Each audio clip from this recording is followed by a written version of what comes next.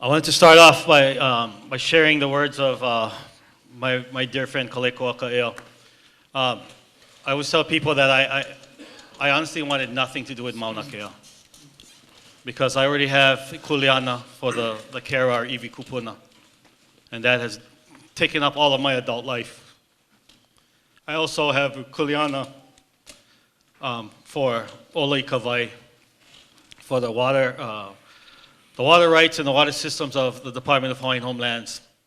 And so my plate is so full, I don't even see the table anymore. So I wanted nothing to do with Mauna Kea, except one day I look up and I see my dear friend Halealoha handcuffed to a cattle guard. It appears every time I see him on the news, he's handcuffed to something. I told him he needs to get help with that. And so I told him about what we were going to do today, and he texted me this, and I want to share it. First, he asked, of course, how I'm doing. Then he says, just speak the truth with kapu aloha and keep up with making commissioners to get to the truth.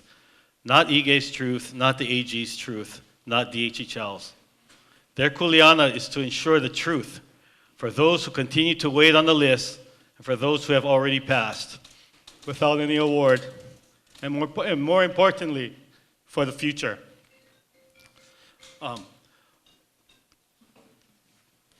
Commissioners, I honestly and truly believe we want the same goal. So the issue here isn't whether or not we want different things. We want the same thing. We want Kuhil's vision to be carried out. We want our people to be put on the land. We want our people to make plenty babies and to raise them with the food that they grow on their land. Because in doing that, that's what he meant by rehabilitation. Because our God is Aina. The Aina that feeds us. And Kale would always tell me, remember to be ever loyal to the land. Not to the government, but to the land. So we are not the enemies. But in that video, you saw the state of Hawaii, by an order of the chairman, arrest Hawaiians standing on Hawaiian homelands, some of whom are beneficiaries, all of whom are elders. Once that happened, I couldn't stay out. I had to engage. And the person who tricked me into engaging was my own wife, because she knew that I had to get involved. And in teaching, she knows I love to teach, so she told me, hey, they get on Pu'uhululu University up there. Why don't you go talk to them about repatriation?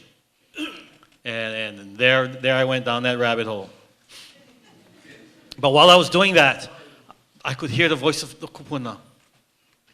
Alanui, Alanui, Alanui. I was like, what Alanui? And then the focus shifted to the road.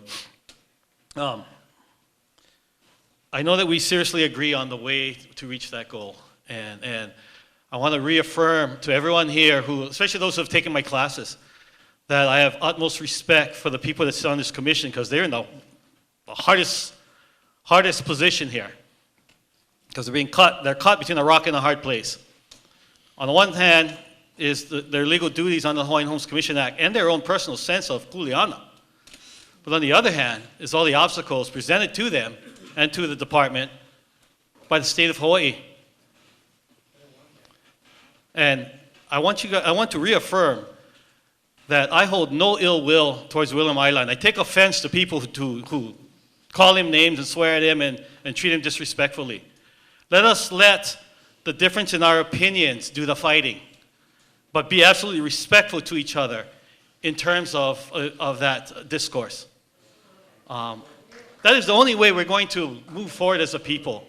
Yelling from the crowd, I mean, we come from a culture of order, of law and order. That order was called Aikapu. We need to return to that order and to be respectful in our communication, especially when we disagree.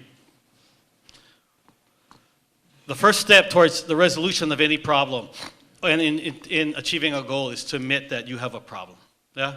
So with the Aumakua and you all as my witness, I want to admit that I have a problem. And that problem is the tyranny of the state of Hawaii. The tyranny of their treatment of Hawaiians and Hawaiian beneficiaries. As the one who testified earlier so eloquently pointed out, the state of Hawaii has been violating the Hawaiian Homeland's trust from the get-go. Now, that trust was made a part of the Hawaii State Constitution, but there's also a condition of statehood. There's a condition that the new state of Hawaii is supposed to be following, faithful management of the Hawaiian Homes program. It took the state very little time to become unfaithful. The Mulligan Access Road is an example of that, where they built a road without this commission's approval, without the permission, and have yet to pay a dime for it. There are 4 beneficiaries under this Hawaiian Homes Trust that sent a letter to this commission, to the governor, to the attorney general, and to the director of the Department of Transportation, to put them on notice that we intend to file a lawsuit against those parties for a breach of trust. With 8 seconds left, I want to say that we are prepared to do that, but we first want to extend an invitation of ho'oponopono one last time, since the commission, through the chairman, had refused to meet with us. The governor, however, has reached out, and he is now consulting with one of the beneficiaries. Before we file our action, I renew our request to meet with this commission.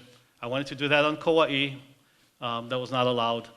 To renew it so that we can, as all the previous speakers had said, work together on the solution forward, because we have a larger common opponent, if you will, and that is the state of Hawaii and its tyranny of laws. So with that, mahalo, Mr. Chairman and Commissioners. Thank you, Hale.